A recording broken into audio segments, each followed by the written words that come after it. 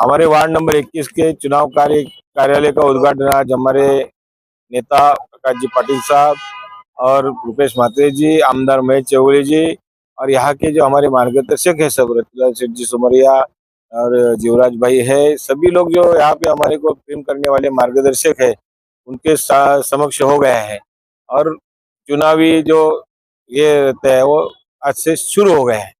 क्या क्या मुद्दे रहेंगे, किस मुद्दों के ऊपर आप जनता से वोट मांगते हो? हम जनता से वोट मांगने के लिए जो अभी मैंने काम किया है वो तो मैं पहले बोलूंगा उनको कि ये मेरा काम आपने देख चुके हैं। भविष्य में जिस वार्ड में लोग रहते हैं वो वार्ड स्वयंपूर्ण होना चाहिए।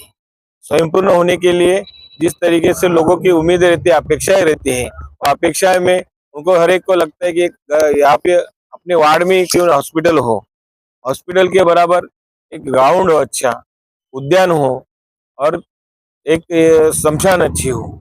हिंदू धर्म के तहत शमशान को बहुत महत्व रहता है।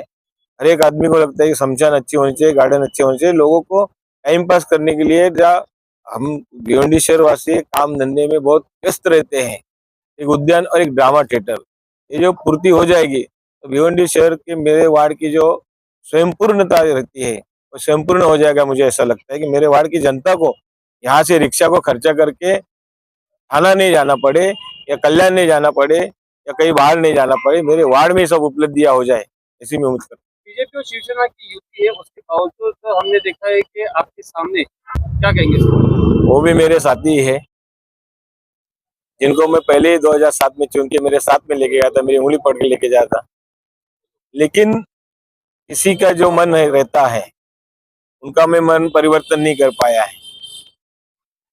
कभी ऐसा हो जाता है कि चेला गुरु को ही खत्म करने की कोशिश करता है। अब सालों साल इतिहास देखते हैं, उनके दिल की इच्छा रहेगी, लेकिन हमारे वार्ड की जनता है, उनका मुझे जो आशीर्वाद है उनसे कंपेयर करने को मेरे को मतलब कुछ ये बहुत ये लग रहा है। उनके वार्ड के कार्य पद्धति आप मेरे वार्ड के लोगों से मिलिए, मेरे वार्ड के काम को देखिए और उनके वार्ड में जाके देखिए, उनका वार्ड का दौरा कीजिए, लोग अपने आप ही अपने को समझ ले लेंगे। उनको चुन के आना नहीं आना हमारी जनता के हाथ में है। उनसे मैं क्या कह सकता हूँ कि गलत है क्या बुरा है, जनता ठहरेगी। उसमें ऐसा हो गया है कि मेरे जो साथी थे पहले वो वार्ड की जवाबदारी उनको पूरा दिया था, वहां पे मैंने काम भी मंजूर करके दिए थे, वो पूरी कर नहीं पाए और मेरे तक कंप्लेंट भी नहीं आई।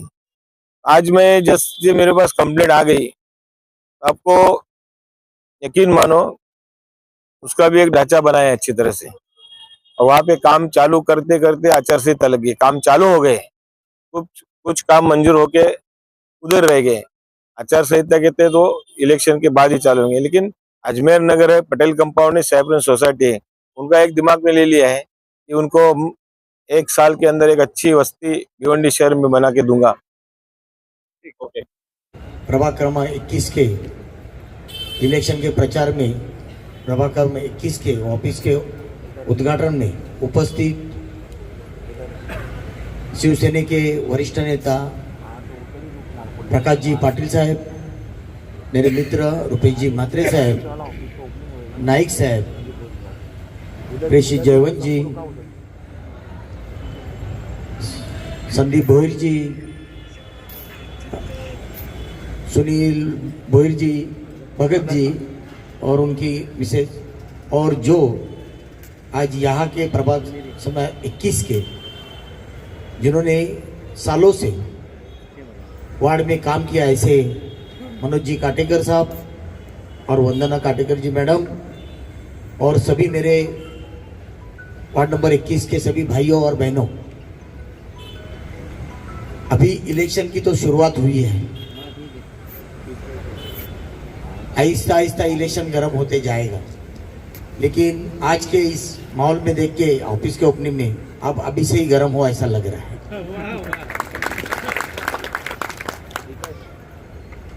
आज भारतीय जनता पार्टी शिवसेना के माध्यम से पूरे भिवंडी में एक अच्छा विकास हुआ है। वो विकास में मैं बोलता अंजूर फाटे के परिसर में सबसे ज्यादा विकास इधर हुआ है। हमारे भारतीय जनता पार्टी के मुख्यमंत्री देवेंद्र जी फडणवीस साहब ने बहुत सारा निधि भिवंडी के लिए दिया है, वही निधि,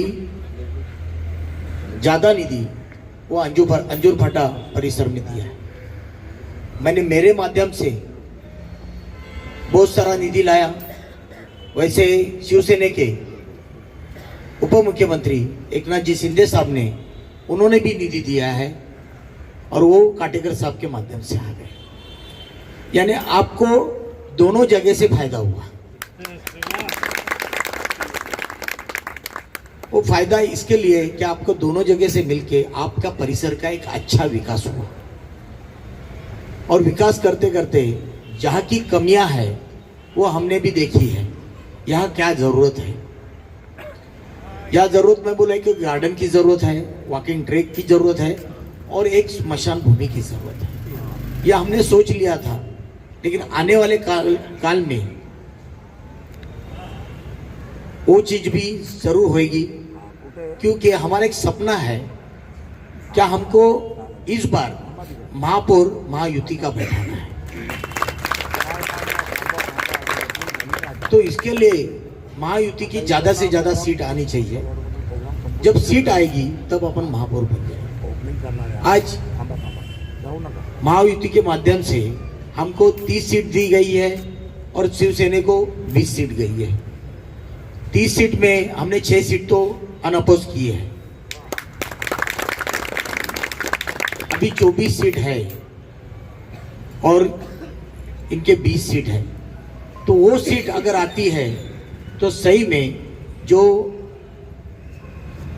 हमको केंद्र से फंड आता था, जो महाराष्ट्र से फंड आता था, और जो हमको देवेंद्र जी से फंड आता था और जो एक शिंदे साहब से आता था, वो सब वो तो है ही। लेकिन जब महापालिका का जो पूरी तिजोरी हमारे हाथ में आ जाएगी तो हम खुल के पूरे भिवंडी वासियों को जो डेवलपमेंट है वो काम करने के लिए तैयार हो जाए।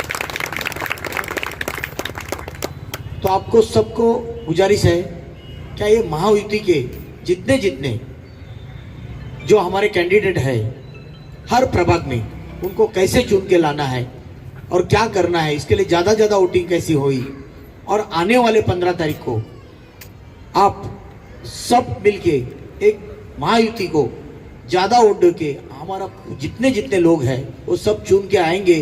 तभी जो हमारा सपना है क्या भिवंडी में भी महायुति का झंडा लहराए, वो आप सपना पूरा हो जाएगा।